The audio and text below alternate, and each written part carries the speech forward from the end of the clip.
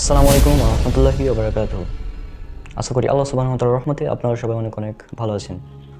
আজকে পবিত্র কোরআনে আধুনিক বিজ্ঞান এই সিরিজের 23 নম্বর পর্ব। আমরা পবিত্র কোরআনে আধুনিক বিজ্ঞান সিরিজের 5 নম্বর পর্বে আলোচনা করেছিলাম বিগ ব্যাং সম্পর্কে, এবং এই বিগ ব্যাং হচ্ছে মহাবিশ্ব সৃষ্টির প্রথম স্টেপ। মহাবিশ্ব সৃষ্টির দ্বিতীয় স্টেপ হচ্ছে যেটা আমরা আলোচনা করেছিলাম গত পর্বে, অর্থাৎ 22 নম্বর পর্বে, সেটা হচ্ছে 6টি লম্বা সময়ে মহাবিশ্ব তৈরি হয়েছে। 6টি লম্বা সময় মহাবিশ্বের আত্মপ্রকাশ। এবং আজকে হচ্ছে থার্ড স্টেপ, 3 নম্বর স্টেপ, সেটা হচ্ছে মহাবিশ্ব যে সম্প্রসারিত হচ্ছে এই বিষয়ে যে থিওরি, সেটা পবিত্র কোরআন থেকে দেখাবো। তো চলুন শুরু করা যাক।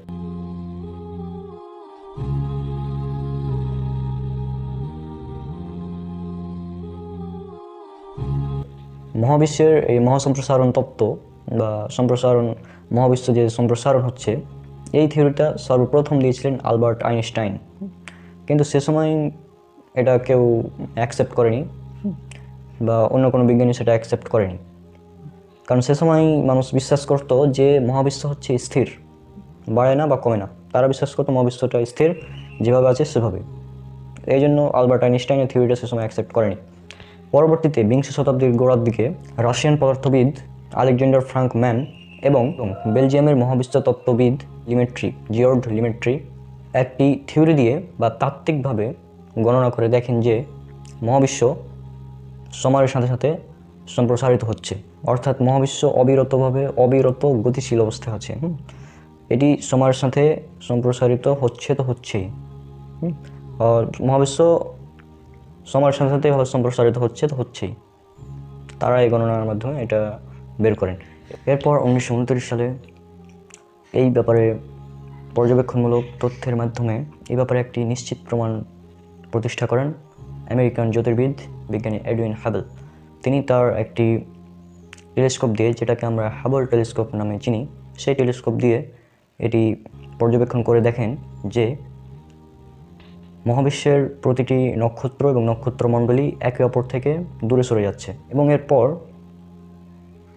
তারা এই সিদ্ধান্তেই তিনি উপনীত হন যে এরা যেহেতু দূরে সরে যাচ্ছে, সেহেতু এরা এক সময় কাছে ছিল, আরও কাছে, এবং এটা এক সময় তারা মিশেছিল। এবং এটার পরেই বিগ ব্যাং থিওরিটাও আপনার সবাই মানতে শুরু করে, কারণ এর আগে বিগ ব্যাং থিওরিকেও অনেকে গ্রহণ করেনি। এই আবিষ্কারের পরেই বিগ ব্যাং থিওরিকে সমর্থন করে অন্যান্য বিজ্ঞানীরা, এবং সাথে সাথে সম্প্রসারণশীল মহাবিশ্ব তত্ত্বটাও তারা সমর্থন করে। বিখ্যাত বিজ্ঞানী স্টিফেন হকিং, তিনি তার বিখ্যাত বই ব্রিফ হিস্ট্রি অফ টাইম, এই বইয়ে উল্লেখ করেন যে এর চেয়ে যুগান্তকারী আবিষ্কার জ্যোতির্বিদ্যার ক্ষেত্রে দ্বিতীয় আর কোনো আবিষ্কার নেই। এরপর 2011 সালে আরও 2জন মার্কিন বিজ্ঞানী এই থিওরির উপর আরও গবেষণা করেন, এবং তারা এর জন্য নোবেল পুরস্কারও পেয়েছিলেন। অর্থাৎ মোট কথা হলো যে সম্প্রসারণশীল মহাবিশ্ব এটি একটি প্রমাণিত বৈজ্ঞানিক সত্য। এবং এই ব্যাপারে বিজ্ঞানীরা অনেক পরিশ্রম করে আবিষ্কার করলেন এগুলা, অনেক থিওরি, অনেক গবেষণা, পর্যবেক্ষণ ইত্যাদির মাধ্যমে। কিন্তু এটা পবিত্র কোরআনে 1500 বছর আগে আল্লাহ সুবহানাহু ওয়া তাআলা উল্লেখ করে দিয়েছেন।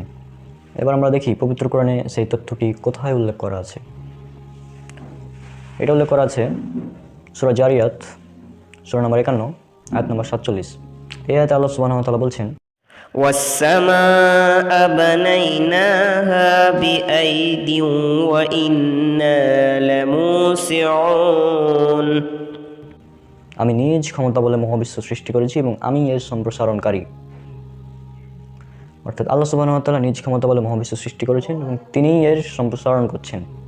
বিজ্ঞান 1929 সালের পরে আবিষ্কৃত হলো যে বিষয়টা, সেই বিষয়টা আজ থেকে 1500 বছর আগে পবিত্র কোরআনে খুব সুন্দরভাবে উল্লেখ করা আছে এই তথ্যটি, যে মহাবিশ্ব সম্প্রসারণশীল। তো আশা করি বিষয়টা আপনারা বুঝতে পেরেছেন। ইনশাআল্লাহ দেখা হচ্ছে পরের কোনো ভিডিওতে। তখন আল্লাহ সুবহানাহু ওয়া তাআলা সবাইকে শান্তিতে রাখুন। আসসালামু আলাইকুম ওয়া রাহমাতুল্লাহি ওয়া বারাকাতুহু।